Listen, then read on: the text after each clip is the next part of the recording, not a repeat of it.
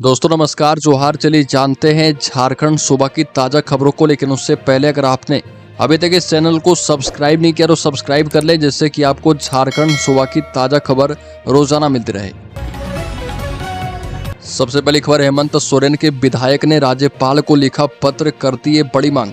सत्तारूढ़ झारखंड मुक्ति मोर्चा के सिल्ली विधायक अमित कुमार ने राज्यपाल सह कुलाधिपति संतोष कुमार गंगवार को पत्र लिखकर सिल्ली महाविद्यालय के शासी निकाय में व्याप्त अनियमितताओं की शिकायत की।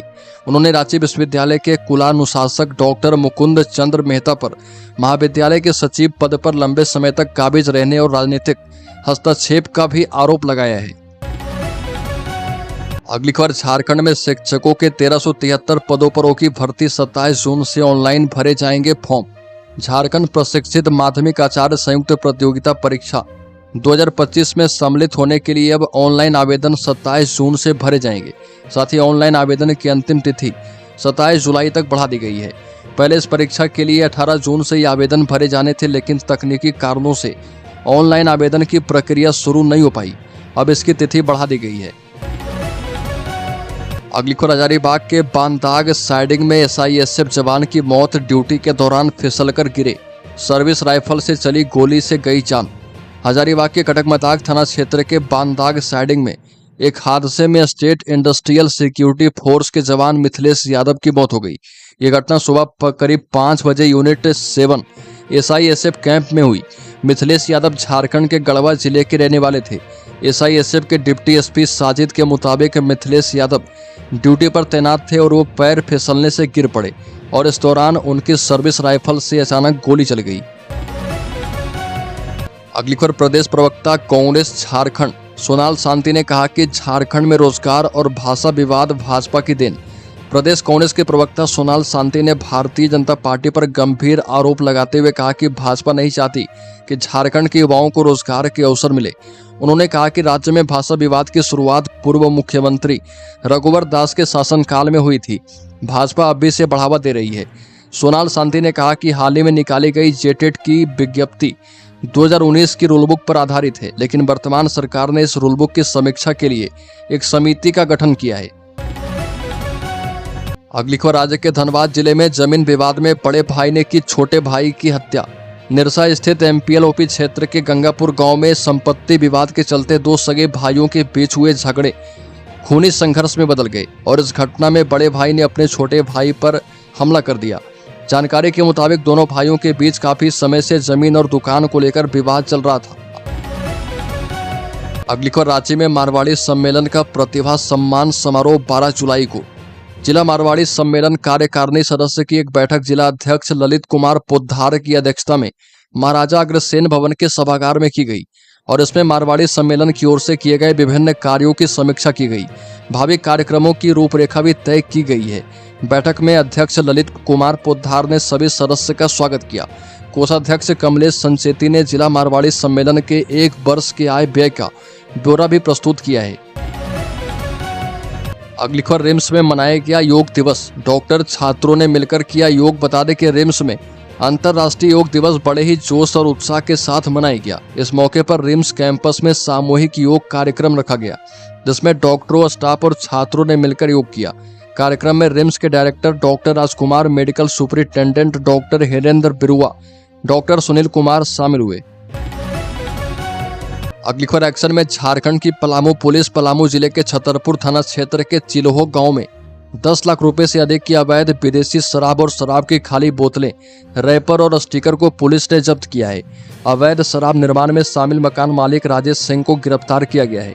अनुमंडल पुलिस पदाधिकारी अवध कुमार यादव ने थाना परिसर में आयोजित प्रेस कॉन्फ्रेंस में जानकारी दी। SDPO ने पत्रकारों को बताया कि उन्हें सूचना मिली थी कि थाना क्षेत्र के चिल्हो कला गाँव में राजेश सिंह के मकान में अवैध शराब का निर्माण किया जा रहा। अगली खबर, देवघर में बेटी की शादी के लिए विज्ञापन देना पड़ा महंगा। साइबर अपराधियों ने ठग लिए 33,000 रुपये। देवघर में एक व्यक्ति को बेटी की शादी के लिए विज्ञापन देना काफी महंगा पड़ गया। उनके साथ साइबर अपराधियों ने लगभग 33,000 रुपये की ठगी कर ली। जालसाजों ने धोखे से उनके खाते की जानकारी लेकर करीब 33,000 रुपये निकाल लिए। घटना के बाद पीड़ित न्याय की गुहार लगाने साइबर थाना पहुंचा। फिलहाल पुलिस पूरे मामले की जांच कर रही है। अगली खबर, पलामू में 4th ग्रेड की बहाली पर रोक, झारखंड के सीएम हेमंत सोरेन ने दिया आदेश। बता दें कि झारखंड के सीएम हेमंत सोरेन ने पलामू में 4th ग्रेड की बहाली पर रोक लगा दी है। झारखंड के वित्त मंत्री राधाकृष्ण किशोर ने मुख्यमंत्री हेमंत सोरेन से मुलाकात की और उनसे आग्रह किया कि रूलबुक बनाकर ही बहाली की जाए ताकि राज्य के अधिक से अधिक युवाओं को इसका लाभ मिल पाए। अभी की रूलबुक में बहाली में यहाँ के युवाओं का विशेष लाभ नहीं मिल पाएगा। और इसके बाद मुख्यमंत्री ने संबंधित अधिकारी को निर्देश दिया कि तत्काल प्रभाव से पलामू जिले में होने वाली चतुर्थ वर्गीय कर्मचारी की नियुक्ति प्रक्रिया को रोक दिया जाए। अगली खबर, पावर कट से परेशान हुए सीएम हेमंत सोरेन, मंत्रालय में चर्चा के दौरान कटी बिजली। जल, जंगल और प्राकृतिक खनिजों से संपन्न यूं तो पूरे देश का लगभग 40% खनिज झारखंड से ही प्राप्त होता है, जिसमें उन्नत किस्म का कोयला भी शामिल है। लेकिन विडंबना यह है कि सबसे अधिक कोयला उत्पादन करने के बावजूद झारखंड में बिजली का संकट इस कदर हो गया है कि आम जनता की बात छोड़िए, राज्य के मुखिया यानी मुख्यमंत्री हेमंत सोरेन भी पावर कट से परेशान हो गए। दरअसल कुछ हुआ ऐसा कि 20 जून को झारखंड के मुख्यमंत्री हेमंत सोरेन झारखंड मंत्रालय में मंत्री परिषद की बैठक कर रहे थे और मुख्यमंत्री के अलावा इसमें राज्य के सभी 11 मंत्री शामिल थे। बैठक चली रही थी कि उसी दौरान एकाएक लाइट कट गई। अगली खबर, झारखंड हाईकोर्ट का किया जाएगा सुरक्षा ऑडिट। गृह विभाग ने लिखा पत्र, झारखंड हाईकोर्ट में सुरक्षा ऑडिट किया जाएगा। गृह कारा एवं आपदा प्रबंधन विभाग ने राज्य के डीजीपी एवं जयपाई के सीओ को इसके लिए पत्र लिखा है। ये भी कहा कि सुरक्षा के उद्देश्य हाईकोर्ट में लगे सुरक्षा उपकरणों पर विशेष ध्यान केंद्रित करते हुए सुरक्षा ऑडिट करवाया जाए। इसके पूर्व झारखंड हाईकोर्ट के महानिबंधक ने मीडिया में आई खबरों के बाद गृह विभाग को सुरक्षा ऑडिट को लेकर पत्र लिखा था। अगली खबर, देवघर एम्स में इमरजेंसी सेवा शुरू। गोड्डा सांसद डॉक्टर निशिकांत दुबे ने किया उद्घाटन।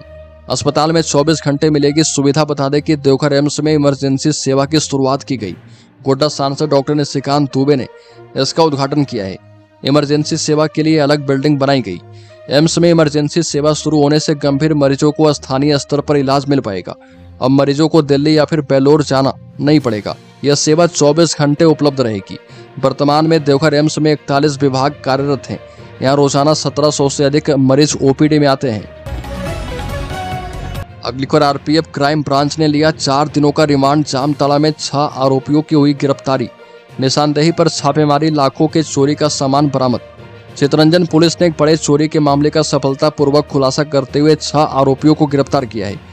ये मामला 19 जून 2025 को सीआरजे पुलिस स्टेशन में दर्ज किया गया था।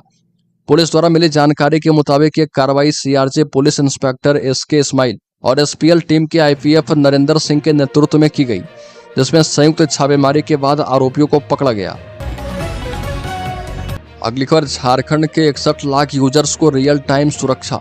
एयरटेल की एआई बेस्ड सुरक्षा प्रणाली कारगर, यह वर्ग के लिए मददगार। झारखंड में बढ़ते ऑनलाइन फ्रॉड के बीच भारतीय एयरटेल ने राज्य के 61 लाख से अधिक मोबाइल और ब्रॉडबैंड ग्राहकों को साइबर अपराध से बचाने में उल्लेखनीय सफलता हासिल की है। कंपनी की एआई संचालित फ्रॉड डिटेक्शन प्रणाली के जरिए इन यूजर्स को रियल टाइम में सुरक्षा प्रदान की गई। एयरटेल की यह पहल ऐसे समय पर अहम साबित हो रही है जब राज्य के रांची, जमशेदपुर, धनबाद, देवघर, गिरिडीह, हजारीबाग, रामगढ़, दुमका और चतरा जैसे जिलों में ऑनलाइन ठगी के मामले में तेजी देखी जा रही है। एयरटेल की उन्नत तकनीक सभी ग्राहकों के लिए ऑटोमेटिक रूप से एक्टिवेट होती है। अगली खबर, देवघर में केंद्रीय मंत्री और सांसद ने किया योग। कहा कि पीएम के आह्वान पर 175 देशों ने अपनाया। विश्व योग दिवस के अवसर पर देवघर में आयोजित कार्यक्रम में केंद्रीय मंत्री अन्नपूर्णा देवी और गोड्डा सांसद निशिकांत दुबे ने शिरकत की। सांसद दुबे ने कहा कि प्रधानमंत्री मोदी के आह्वान पर विश्व के 175 देशों ने योग को अपनाया है।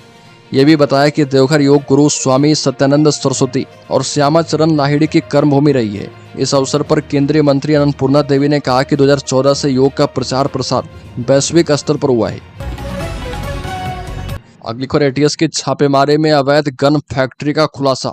मुंगेर के 2 लोग गिरफ्तार। छापेमारी में 50 पेटी विभिन्न ब्रांड की शराब जब्त की गई। बोकारो में कोलकाता एवं झारखंड एटीएस ने छापेमारी कर भारी मात्रा में हथियार एवं अंग्रेजी शराब बरामद की है। यह छापेमारी गांधीनगर थाना के जरीडी बाजार स्थित कलाली रोड में कावेरी पैलेस में की गई। छापेमारी के दौरान हथियार बनाने वाले 2 कारीगर को मौके से गिरफ्तार किया गया है। छापेमारी में करीब 50 पेटी विभिन्न ब्रांड की शराब जब्त की गई। गिरफ्तार आरोपियों में बिहार के मुंगेर जिला स्थित कासिम बाजार हेरू दियारा निवासी प्रवीण कुमार एवं केशव कुमार शामिल है।